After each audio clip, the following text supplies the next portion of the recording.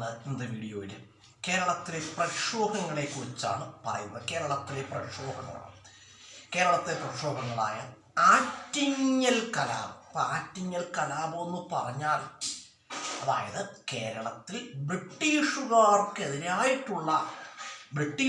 എതിരായിട്ട് നടന്ന ആദ്യത്തെ സംഘടിത കലാപമായിരുന്നു ഏത്? ആറ്റിങ്ങൽ കലാപം. കേരളത്തിൽ ബ്രിട്ടീഷുകാർക്ക് എതിരായിട്ട് നടന്ന ആദ്യത്തെ സംഘടിത കലാപമായിരുന്നു ആറ്റിങ്ങൽ കലാപം. ആറ്റിങ്ങൽ കലാപം നടന്ന വർഷം ചോദിച്ചാൽ 1721. ആറ്റിങ്ങൽ കലാപം നടന്നത്. 1721 ആറ്റിങ്ങൽ കലാപം എന്ന് പറഞ്ഞു. അപ്പൊ എന്താണ് ആറ്റിങ്ങൽ കലാപം? അതായത് ആറ്റിങ്ങൽ റാണിക്ക് പാരിതോഷികവുമായി പോവുകയായിരുന്ന ബ്രിട്ടീഷ് വ്യാപാര സംഘത്തിൽപ്പെട്ട 140 പേരെ തദ്ദേശീയർ വധിച്ച സംഭവമാണെന്ന് ആറ്റിങ്ങൽ കലാപം. ആറ്റിങ്ങൽ റാണിക്ക് പാരിതോഷികവുമായി പോവുകയായിരുന്ന ബ്രിട്ടീഷ് വ്യാപാര സംഘത്തിൽപ്പെട്ട 140 പേരെ തദ്ദേശീയർ വധിച്ച സംഭവമായിരുന്നു എന്ത്? ആറ്റിങ്ങൽ കലാപം. ആറ്റിങ്ങൽ കലാപ സമയത്തുള്ള വേണാട് ഭരണാധികാരി ആരായിരുന്നു? ആറ്റിങ്ങൽ കലാപ സമയത്തുള്ള വേണാട് ഭരണാധികാരിയായിരുന്നു ആര്?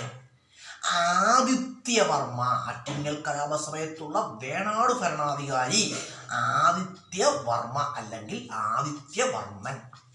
അതുപോലെ പറയുകയാണെങ്കിൽ ആറ്റിങ്ങൽ കലാപത്തെക്കുറിച്ച് പറയുകയാണെങ്കിൽ ആറ്റിങ്ങൽ കലാപത്തിൽ വധിക്കപ്പെട്ട ബ്രിട്ടീഷ് വ്യാപാര സംഘത്തലവൻ ആരായിരുന്നു?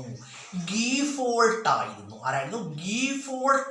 ആറ്റിങ്ങൽ കലാപത്തിൽ വധിക്കപ്പെട്ട ബ്രിട്ടീഷ് വ്യാപാര സംഘത്തലവൻ ആരായിരുന്നു? ഗീഫോൾട്ട് ആയിരുന്നു. നമുക്കറിയാം വിദേശ ശക്തികളൊക്കെ തന്നെ ഇന്ത്യയിലെത്തിയത് എന്തിനായിട്ടായിരുന്നു? വാണിജ്യത്തിനായിട്ടായിരുന്നു, അത് വ്യാപാരത്തിനായിട്ടായിരുന്നു.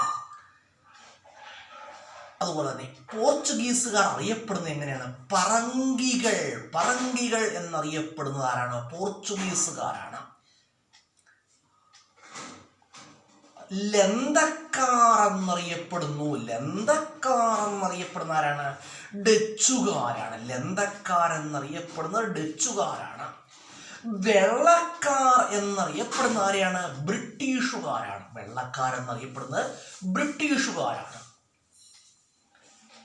ഓർത്തുവെച്ചോളുക, പറങ്കികൾ എന്നറിയപ്പെടുന്നത് പോർച്ചുഗീസുകാർ,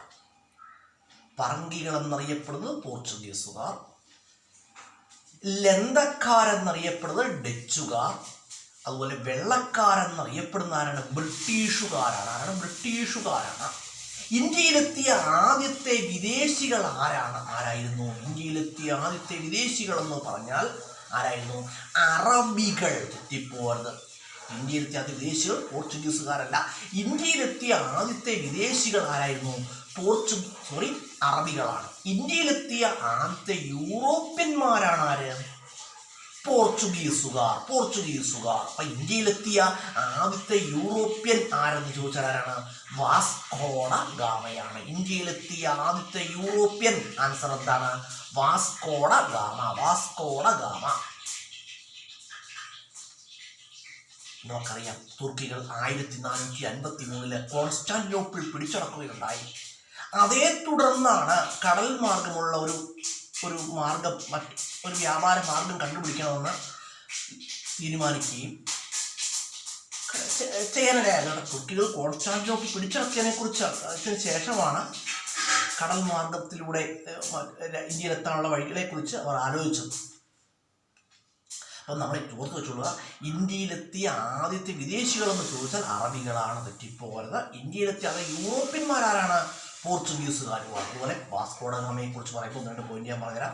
വാസ്കോഡ ഗാമ എവിടെയാണ് വന്നതെന്നറിയാമോ? വാസ്കോഡ ഗാമ സഞ്ചരിച്ച കപ്പലാണ് സെന്റ് ഗബ്രിയേൽ. അതുപോലെ വാസ്കോഡ ഗാമ വന്നിറങ്ങിയത് എവിടെയാണ്? 1498 കോഴിക്കോട് കാപ്പാട് എന്ന സ്ഥലത്താണ്. കടൽപ്പുറം ഏതാണെന്ന് ചോദിച്ചാൽ പന്തലായനി കടൽപ്പുറം.